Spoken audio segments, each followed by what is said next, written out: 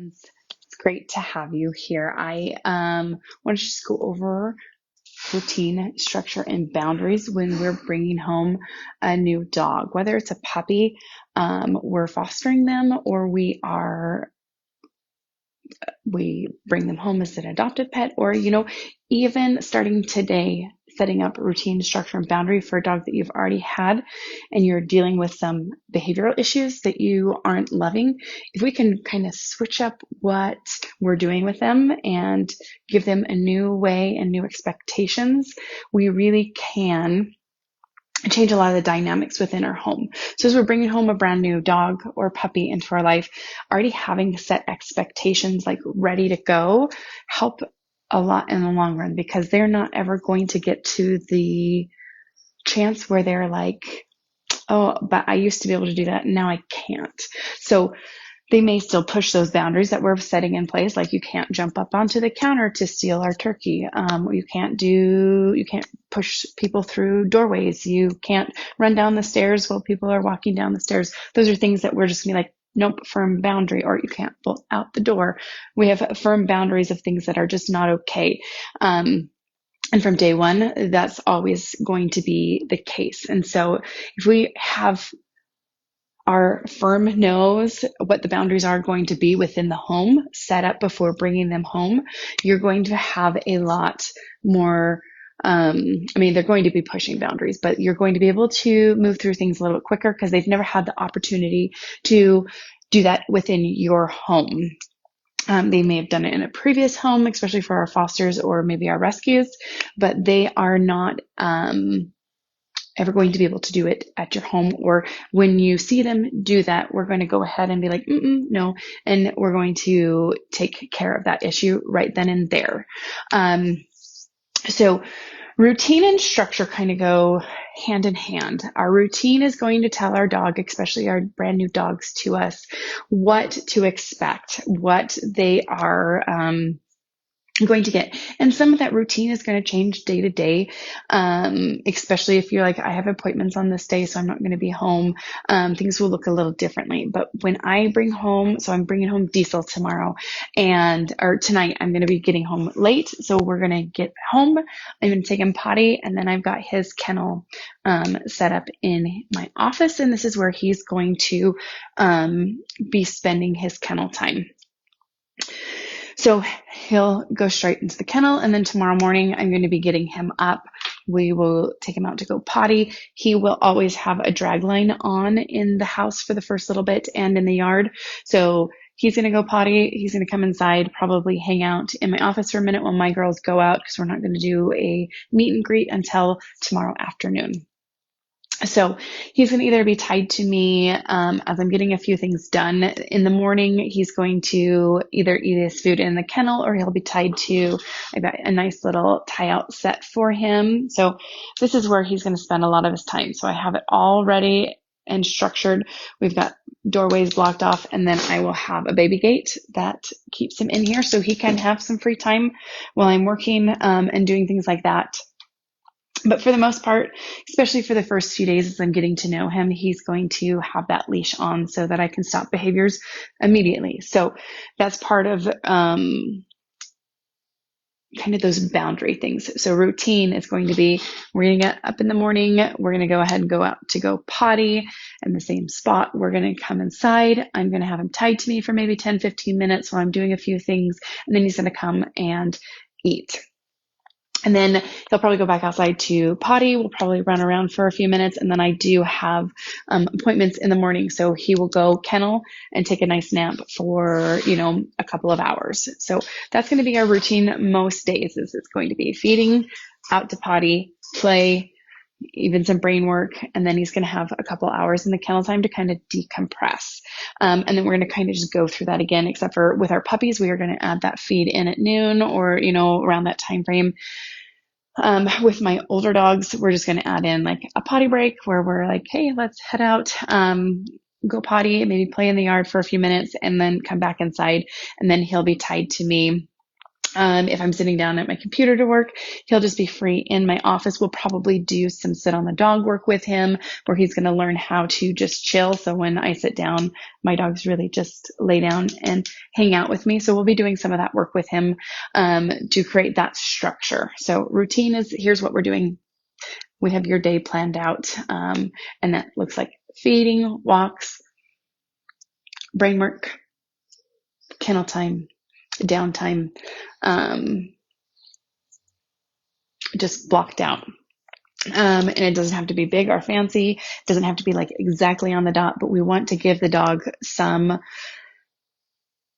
routine or expectations of what's going to happen throughout the day. So now with my dogs, I don't have a huge routine. I mean, they eat at the same time in the evening and in the mornings, but for the most part, it's kind of a free for all, other than brain work and things like that.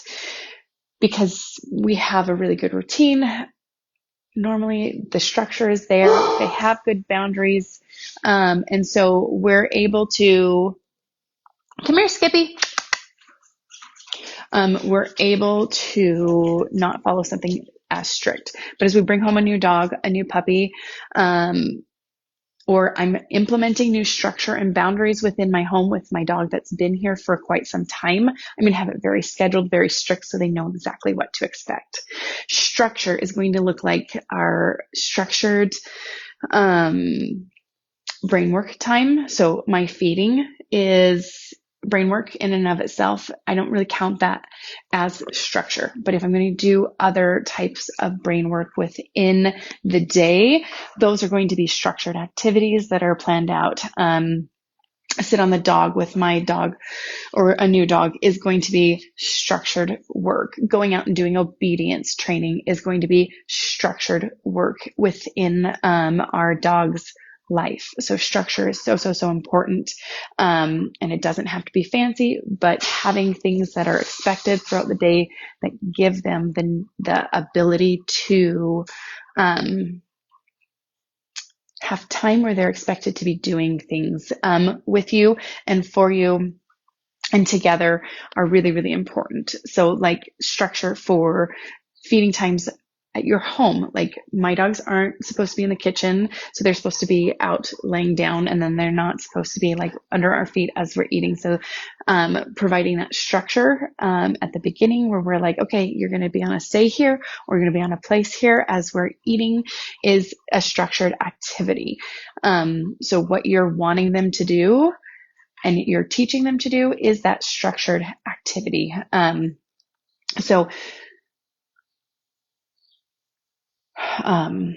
Then putting into place boundaries is really important. So as you're bringing home a new dog, you're going to sit down with everybody in the family and you're going to say, I'm okay with this. I'm not okay with that. So what are we going to do with a dog that's jumping on us? What are we going to do when the dog does this? And try and have everybody on board with everything so that we're not really confusing the dog. They're going to figure out who they can't and can get away with things for, but it's going to make your life easier if everybody's on the same page. So we don't let the dog jump on us. We don't let them jump up on the counters. Are the dogs allowed on the furniture? Yes or no? These things. So you already know what's acceptable and what's not, and what you're going to go ahead and do to follow through with those boundaries. So our dogs are going to have that drag line on. They're going to be able to be stopped fairly quickly. It's either attached to us, especially for our puppies, or they're dragging a pretty long line so that we can step on it. So if my dog's headed towards the countertops and I know that's something that they're going to want to go get on, I'm going to say, leave it. I'm going to step on the line and I'm going to redirect. So I'm not going to even let them get to the point where they can go do those things. I'm going to be working through a lot of overexcitement with Diesel. That's his biggest issue, is when people come over. He's a big old muscular dog and he jumps and he mouths. And so that's going to be my biggest main focus with him, is working through that overexcitement. So I'm going to be doing a lot of videos to kind of show you how I'm working through that issue with a dog that's never had that training before. He was surrendered because he didn't listen to his owners, and this jumping and overexcitement was a huge, huge issue that they never decided to work through. So that's what I'm going to be doing. His structure is going to be a lot of me working on going in and out and him getting excited and me showing him how to calm down, and showing him that we don't jump on people. And here are kind of the rules when we greet people. So a lot of what I'm going to do with him is going to be around those boundaries, but I'm sure I'm going to have things that come up where I'm going to say, that's a boundary we're going to go ahead and enforce. So if you have your list of things that are good and like, no, we don't want our dogs to do that, as you're working with your new dog to you and you're like, oh, I don't like that behavior, add it to your, hey, no, this isn't okay list, and start implementing that boundary and following through with it. It's really, really hard when we are trying to get our dogs to do something and 10% of the time we let them get away with it. Then other 90% were really, really consistent. Hey, right here. Skippy, sit. Come, lay down. Stay.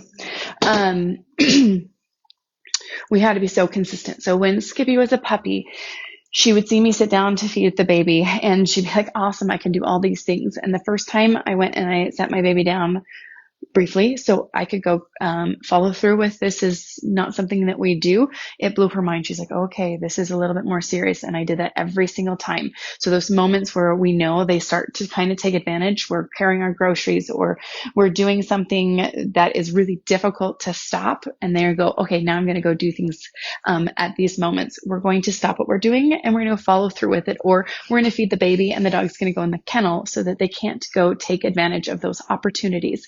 So that's what boundaries really are going to look like.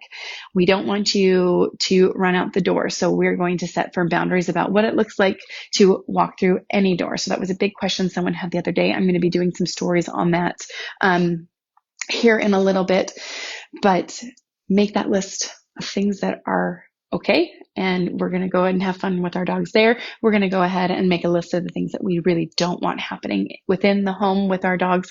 And then we're going to go ahead and really, really, really follow through on those things. Every time the dog does it, we're going to go ahead and stop, correct, or redirect, or whatever it is that we're going to need to do to stop that behavior. And then we're going to have that drag line. So if we know they're headed towards the counter because we've got the turkey sitting there cooling, we're not going to let them actually get to the counter. So there's a lot of preventative things that we're going to do as far as boundaries go so that we're not having to correct a ton. We have to teach our dogs what's okay and what's not okay, because they don't know. They're usually following their instincts. They're following their nose. They're doing all these things that are just normal dog things, but we have to actually stop what we're doing. We have to teach them what's expected. Otherwise, they're going to continue to do those things. We're going to teach them what's expected. We're going to follow through with like, hey, no, that isn't what we do as far as that boundary goes. And it may take a little bit of time, but they're going to get it. So if you have questions about putting together a routine within your day, if you have questions about what structure might look like within your home, or if you're like, okay, how do I follow through with some of the boundaries that I have started? Go ahead, leave your questions in the comments. I would love to do another live and kind of go over a few of those different things. But as I bring Diesel into the house, you'll see I'm going to be doing some things so that you can kind of see what it looks like as I really am doing structure, when I'm doing routine, and I've implemented boundaries. So when Athena came, she was that German Shepherd that was kind of like off the wall crazy. What her routine structure and boundaries look like are probably going to look a lot different than what Diesel's routine structure and boundaries are going to look like, because he is a whole different dog.